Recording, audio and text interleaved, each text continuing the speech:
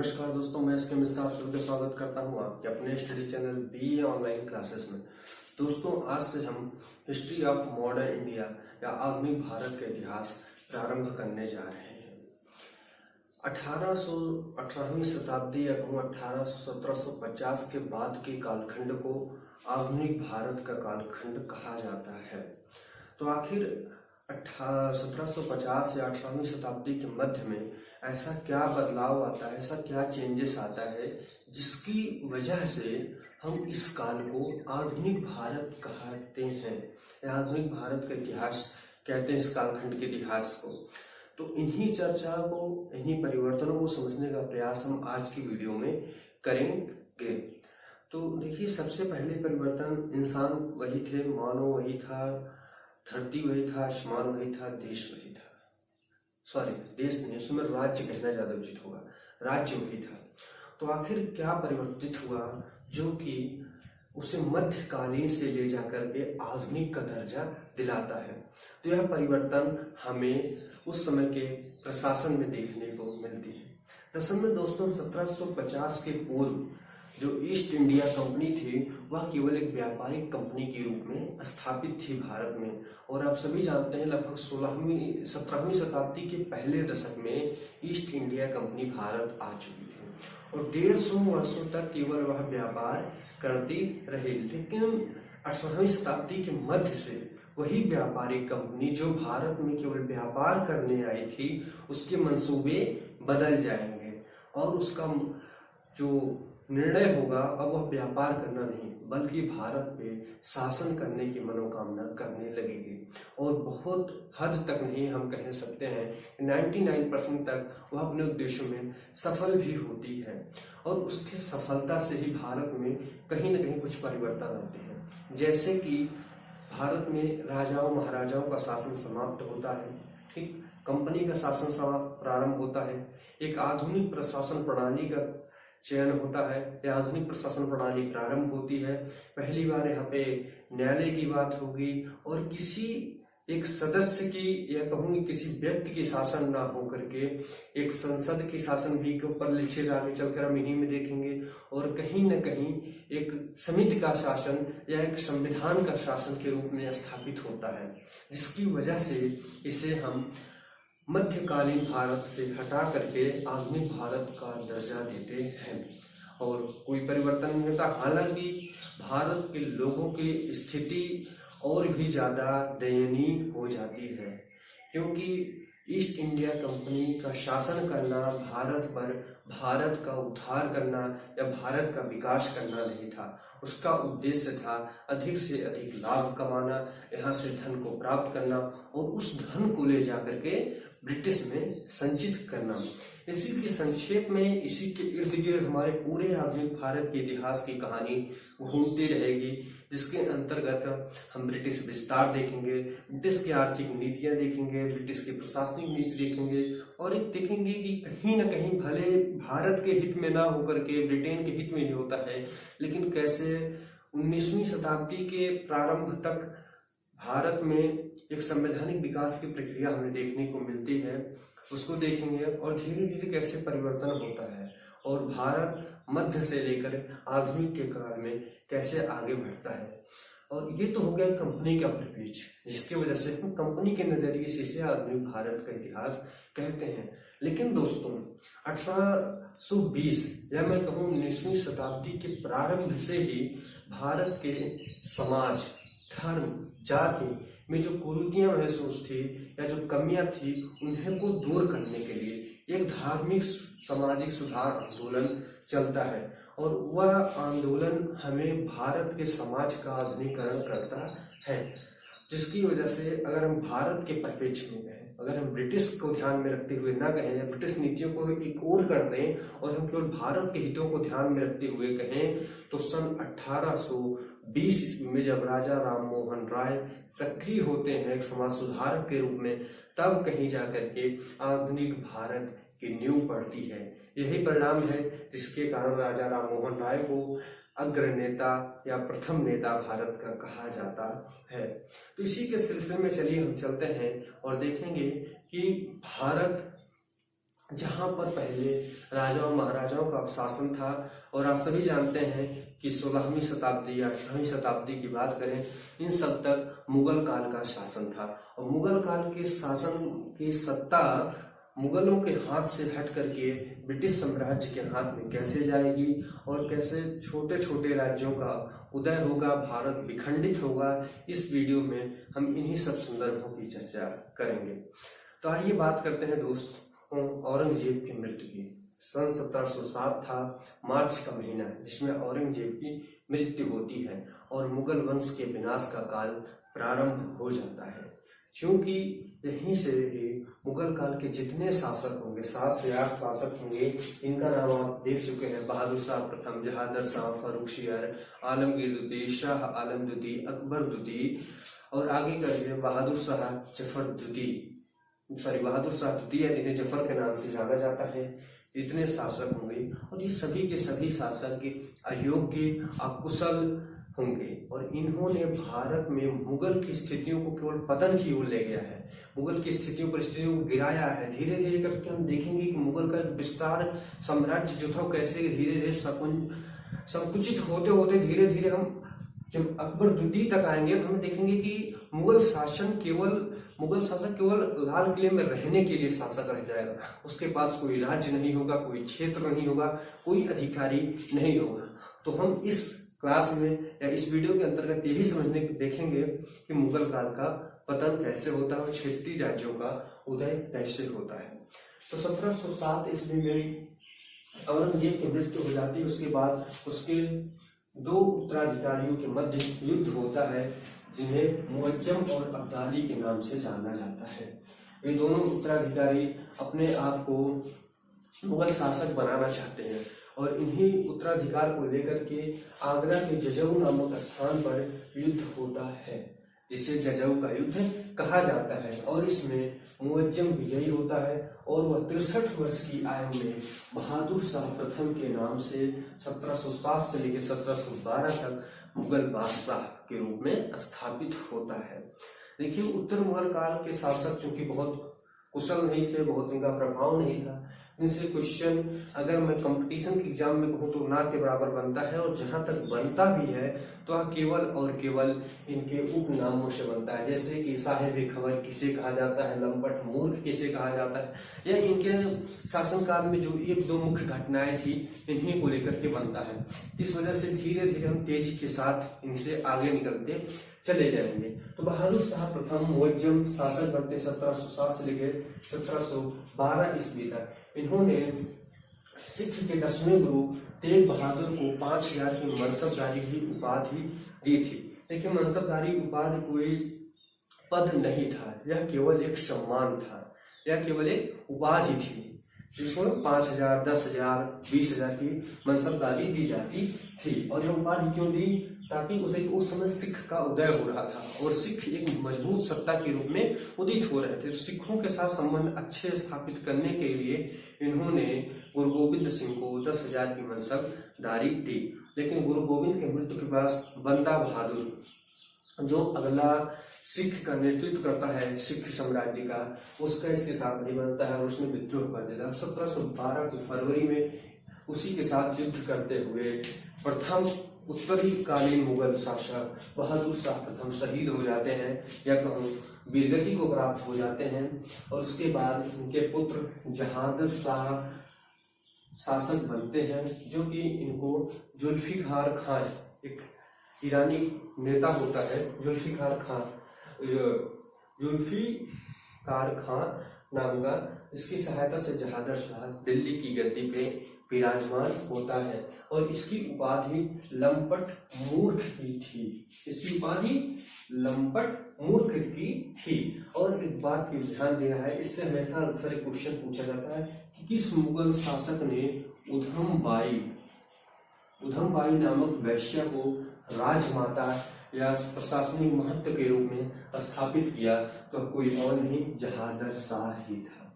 इसके बाद फारुखशियर आता है, जो अपने एक भारतीय मुसलमानों का ही गुट होता है, जिन्हें सैयद बंधु का गुट कहा जाता है, जिसमें अब्दुल्ला और उसका एक भाई होता है जो आगे चल के किंग मेकर की उपाधि मिल जाते हैं और किंग मेकर बनते भी हैं, क्योंकि 4 मुगल शासकों को उन्होंने अपने अनुसार गद्दी से हटाया, बिठाया, जिसको जब मन कहा उतार दिया, जिसको जब मन कहा बैठा दिया।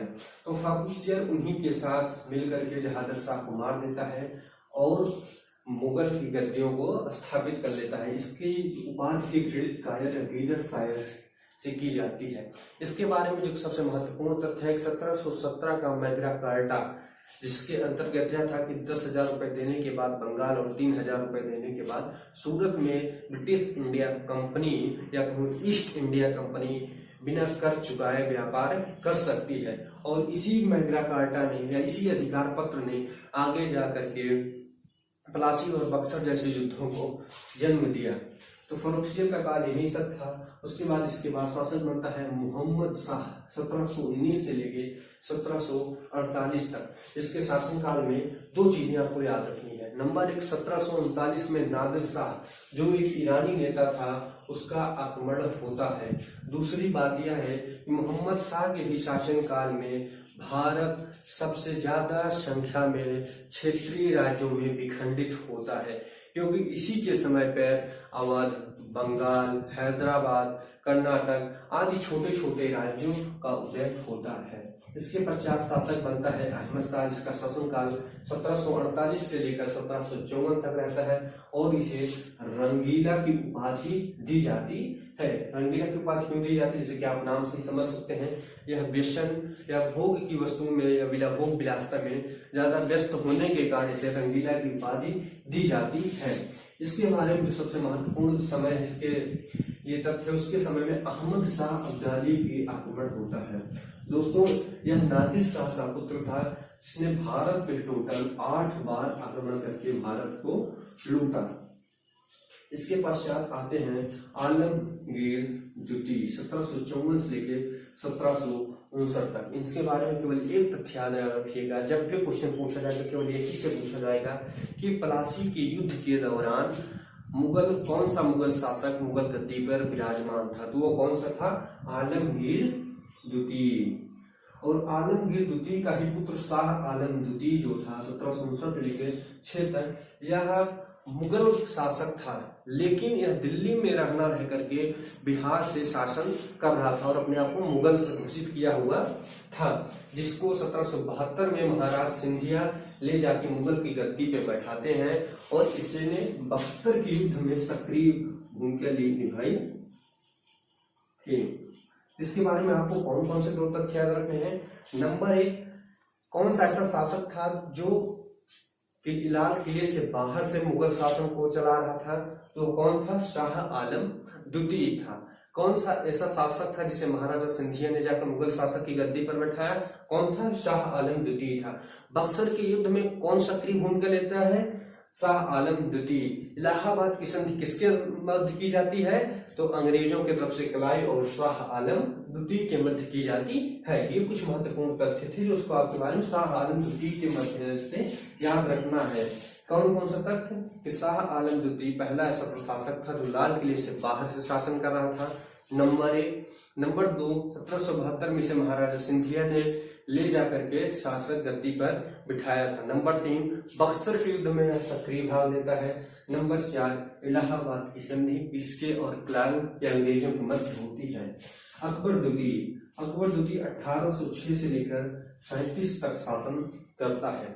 मैंने कहा था दोस्तों, धीरे धीरे आगे चल करके मुगलों का क्षेत्र समिटते धीरे धीरे लाल किले तक सीमित रह जाएगा और उस समय का पहला शासक बनते हैं अकबर द्वितीय, जिन्हें कहा जाता है कि अंग्रेजों के संरक्षण में बनने वाले पहले शासक कौन थे? तो अकबर द्वितीय श्रीमान जी थे, जो अंग्रेजों के शासनकाल में पहले शासक बनते हैं और इन्हें लाल किले का शासक कहा जाता है।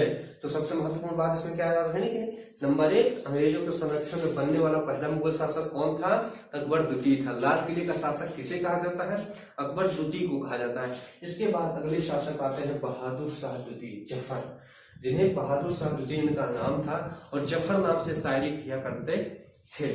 और ये अंग्रेजों के काल में या मुगल काल के अंतिम शासक हुए। अंतिम मुगल शासक बहादुर शाह द्वितीय जफर हुए। इनका शासन काल 1837 से लेकर 57 तक था, 20 वर्षों तक। और 57 की क्रांति में यही दिल्ली में शासक थे और इन्हीं को ही सिपाहियों ने नेता घोषित किया था। और 1857 के बाद ही इन्हें रंगून निर्वासित किया जाता है, जहां पर इनकी मृत्यु हो जाती है। ये तो हमने दोस्तों देखा कि मुगल शासक कौन कौन से थे। अब हम देखेंगे मुगल पतन जो हो रहा था, वैसे मैंने शासकों के साथ साथ आपको समझाने का प्रयास किया कि मुगलों का पतन क्यों हो रहा था। लेकिन फिर भी अगर हम संक्षेप में या क्रमबद्ध तरीके से देखें मुगल का पतन क्यों हो रहा था, तो पहली बात तो जितने भी इनके उत्तराधिकारी हुए, बहादुर शाह प्रथम से लेके बहादुर शाह द्वितीय तक जितने भी इसके मध्य उत्तराधिकारी हुए, सब के सब अयोग्य हुए। नंबर दूसरा, ये लोग गृह युद्ध या उत्तराधिकार के युद्ध में सदैव भिड़े रहे। आप ऊपर से लेकर नीचे तक देखेंगे, एक व्यक्ति दूसरे व्यक्ति को मार करके शासक बना, दूसरा तीसरे को मार कर शासक बना। इसे हम गृह युद्ध उत्तराधिकार का युद्ध कहेंगे। नंबर तीसरा, इनका दरबार गुटों में बढ़ गया था। जैसे हमने आपको 2-3 गुटों की चर्चा की, जैसे कि शाह आलम द्वितीय को महाराजा सिंधिया ले जाकर पद पे बैठाते हैं, मोहम्मद शाह से लेकर फर्रुखियत तक को सैयद बंधु शासक बैठाते हैं। अहमद खां को निज खां ने, जिसको बाद में किसका हैदराबाद का स्थापना करेगा, उसने शासक पर बैठाया। इसने जुल्फिकार खां से सहायता ली। तो दरबार इनका कई गुटों में बटा हुआ था और ये बाह्य गुटों का सहायता ले रहे थे अपने ही लोगों को मारने में। दूसरी बात, उनके पास 2 भयानक युद्ध हुए, 2 या कहूँ बाह्य आक्रमण हुए। इसमें ईरान का पहला आक्रमण नादिर शाह अब्दाली का हुआ, जो 1739 में हुआ। और इसको याद रखिएगा, नादिर शाह अब्दाली को ईरान का नेपोलियन भी कहा जाता है। और दूसरा आक्रमण अहमद शाह अब्दाली का हुआ, जिसने भारत पर 8 बार आक्रमण किया। दूसरी चीज, अंग्रेजों की महत्वाकांक्षा बढ़ती जा रही थी। अंग्रेज देख रहे थे कि ये लोग कमजोर हो रहे हैं, आपस में लड़ रहे हैं, और इसका फायदा उठा करके हम यहाँ पर अपना शासन स्थापित कर सकते हैं। दूसरी बात करें तो इन्होंने केवल शासन करने पर ध्यान दिया, सुधार करने, प्रशासन की गलतियों को ढूंढने में बिल्कुल भी ध्यान नहीं दिया। जैसे कि देख रहे थे कि अंग्रेज फ्रांसीसी कैसे एक आधुनिक सेना को भारत में स्थापित कर, लेकिन इससे उनका कोई मतलब नहीं था। ये वही किसी पिटी पुरानी तलवार भाले की सेना लेकर चल रहे थे। न सेना का आधुनिकरण किया, न पोर्टों का निर्माण किया, न नौसैनिकों को ट्रेंड किया, न आधुनिक शस्त्रों का उपयोग प्रारंभ किया। दूसरी चीज, मराठों का उदय। मराठों का उदय मुगल काल पतन में एक बहुत ही बड़ा रोल अदा करता है, क्योंकि मराठे एक दूसरी उभरती हुई शक्ति के रूप में आते हैं और जो इनके शासनकाल को एकदम छिन्न भिन्न कर देते हैं। और आगे चल कर जब देखेंगे तो मराठों की वजह से ही मुगल शासक जो होंगे वो अंग्रेजों से जा मिलते हैं। अब इसकी बात करें, ये तो हमने मुगल काल को पढ़ा और अभी तक समझा। अब इसका परिणाम हम पूरे भारत में देखें, या हम एक साथ पूरे भारत को देखें कि इस समय भारत हमारा कैसा दिख रहा था, भारत में क्या स्थितियां थी, क्या परिस्थितियां थी। तो हम देखते हैं कि भारत नंबर 1 आंतरिक युद्धों का शिकार था। अभी हमने देखा कि कैसे कैसे सारे मुगल आपस में लड़ रहे हैं, मराठी आपस में लड़ रहे थे। उधर हैदराबाद मैसूर से लड़ेगा, मैसूर जो है निजाम से लड़ेगा, वो सारे क्षेत्र, कर्नाटक खुद में लड़ रहा है। अधिकतर जो है उत्तराधिकार को लेकर संघर्ष हो रहा है, बगावत चल रहा है। तो आंतरिक युद्ध का शिकार था। राजनीतिक एकता की कमी थी। राजनीतिक एकता की कमी का कहने का तात्पर्य है कि जब जब अंग्रेज पहले भारतीय शासक को मार रहे थे, तो दूसरा वाला भारतीय शासक केवल मूर्ति बन करके उसके हार को देख रहा था। उसने कभी यह नहीं सोचा कि ये बाह्य आक्रमणकारी हैं या हम दोनों के कॉमन एनिमी है, या जो इसके बाद आज इसका नंबर है तो कल मेरा भी नंबर होगा। इसने इस बात को ध्यान करते ही नहीं दिया। अगर दूसरा राजा लड़ रहा है तो पता चल रहा है पहला वाला राजा जाकर के अंग्रेजों का ही साथ दे रहा है, ना कि भारतीय शासक का। तीसरी बात करें तो राष्ट्रीय भावना की कमी। देखिए उस समय भारत एक राज्य था, राष्ट्र नहीं था।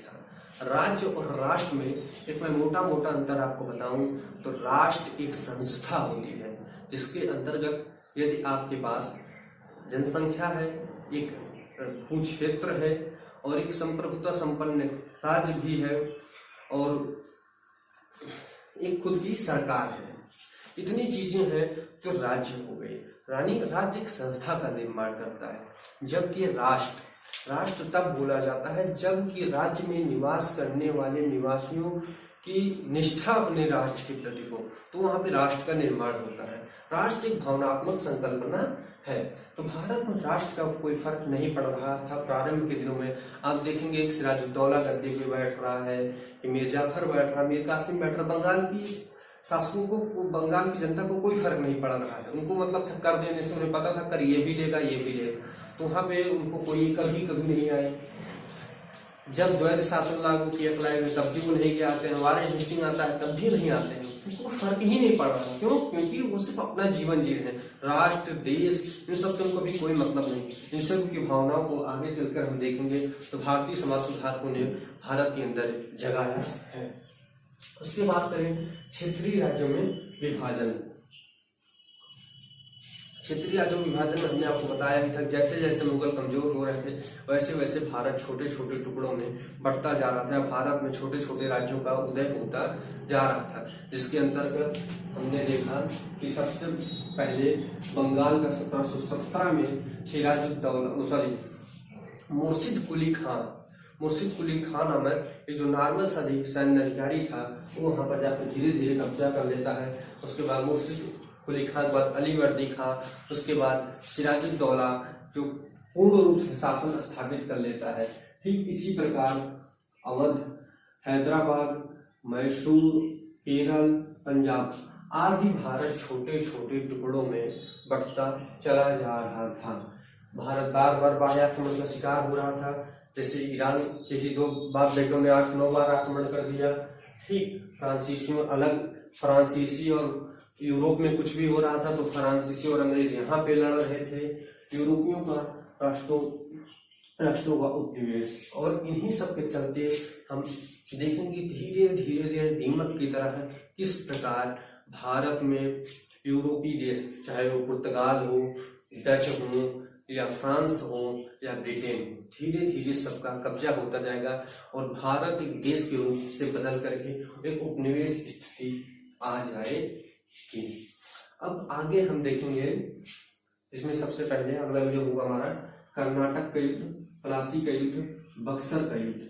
और इन तीनों युद्धों में आप देख चुके होंगे कि भारत कैसे अंग्रेजों के काबू में आ चुका होगा। आगे के युद्ध धीरे धीरे भारत के अलग छोटे छोटे राज्यों को विजय होने के क्षेत्र को दिखाता है।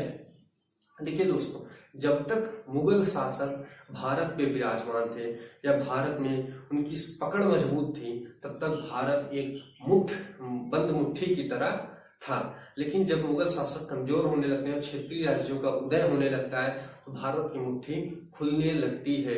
और आप सभी ने शायद यह कहानी अवश्य सुनी होगी, लकड़ी के गट्ठर को तोड़ना कठिन होता है, लकड़ी को नहीं। ठीक इसी नियम का उपयोग करते हुए अंग्रेज धीरे धीरे कंप्लीट भारत को जीतते चले जाएंगे, जिसमें अंत में वो 1756 में अवध का विलय करेंगे। अवध का पहले से विलय होगा, बाद में अलग अलग विलय दिखाई देगा, जिसके बारे में हम आगे चर्चा करेंगे।